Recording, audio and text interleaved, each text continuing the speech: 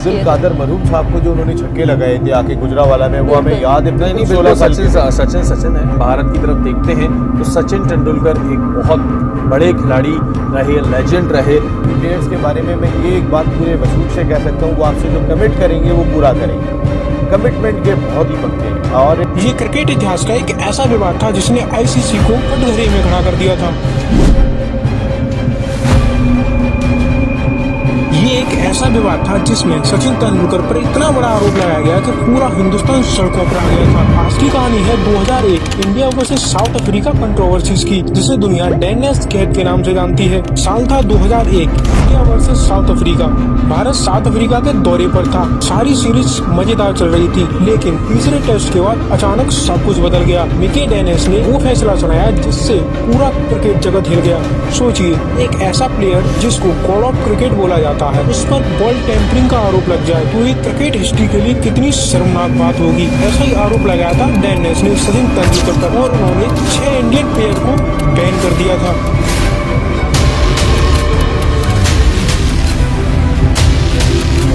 लेकिन असलियत क्या थी? क्या वो ऐसा कर रहे थे? जो फुटेज देखी गई तो पता चला कि वो सचिन तेंदुलकर थे। वो जो डस्ट लगी थी बॉल पर उसको साफ कर रहे थे, और ये पूरी तरीके से लीगल था। न तो उस पर कोई खरोच थी, न कोई नुकीली चीज उनके हाथ में थी, न ही कोई ऐसी चीज थी जिससे बॉल टेम्परिंग की जा सके। सचिन तेंदुलकर पर एक मैच का सस्पेंशन लगा और मैच फीस भी काट दी गई। जैसे ये खबर भारत में पता चली, वैसे पूरे इंडिया के अंदर तूफान सा आ गया हो। सभी जगह एक ही हेडलाइन थी, Sachin accused of ball tampering, India outed by ICC decision.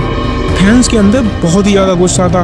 BCCI भी आग बबूला हो गई। इस मैच रेफरी के द्वारा न केवल सचिन बल्कि उनके साथ 6 और खिलाड़ियों को सजा दी गई, जिसमें सचिन तेंदुलकर, सौरव गांगुली, हरभजन सिंह, दीपदास गुप्ता, शिव सुंदर दास और जवागल श्रीनाथ शामिल थे। मैच रेफरी ने यह आरोप लगाया कि जो इंडियन टीम है वो एक्सेसिव अपीलिंग कर रही है, लेकिन मामला अब सिर्फ आरोप का नहीं बचा था, ये बीसीसीआई के सम्मान का था और इंडिया के सम्मान का।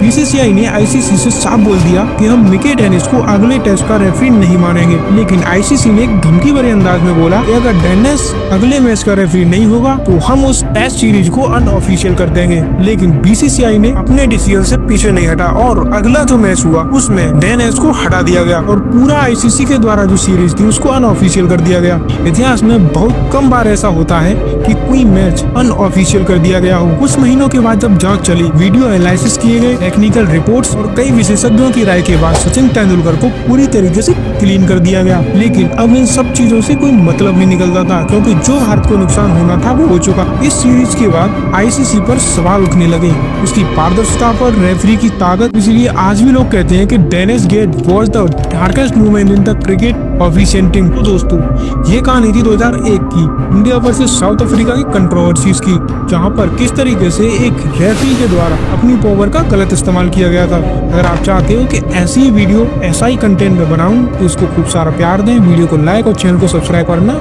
न भूलें।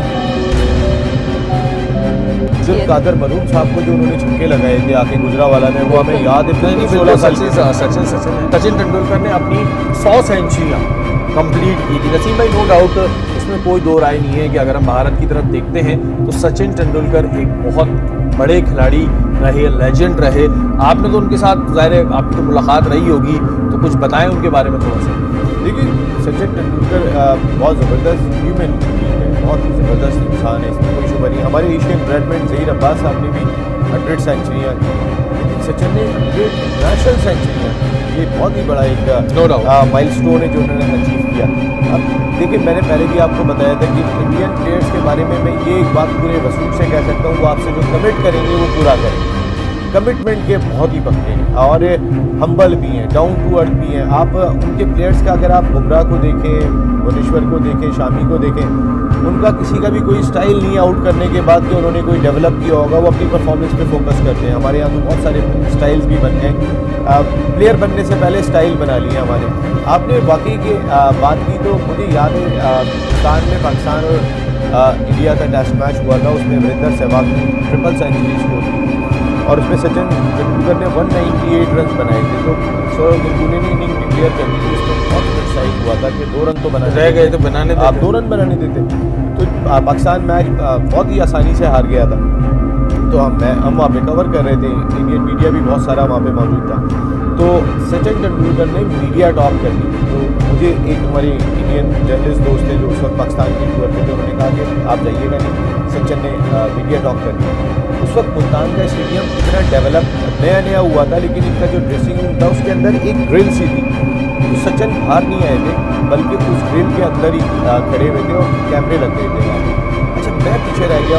इंडियन कैमरे में और उनके लोग जो है ना वो बहुत आगे आ गए, तो मैं बिल्कुल पीछे रह गया था। मैं कोशिश कर रहा था माइक ले आने की, मुझे नहीं पता सचिन ने मुझे देखी और बाकी लोगों ने बात करके निकले, तो उन्हें लग रहा था पाकिस्तान का टेलीविज़न है, लोगों देखते कि हमारा तो चैनल नहीं है। तो मैं वापस चला गया, मैंने कहा मुझे तो मिला ही नहीं यहाँ पे। मैंने कहा किसी अपने दोस्त से ले लूँगा मीडिया टॉक और मैं भिजवा दूँगा चैनल को। लेकिन इतने में वो बंदा आया मुल्तान स्टेडियम का, मेरे पहले ड्रेसिंग रूम वगैरह में काम करने वाले बंदा, वो पीछे आपको मैं दौड़ के गया अपने कैमरे में।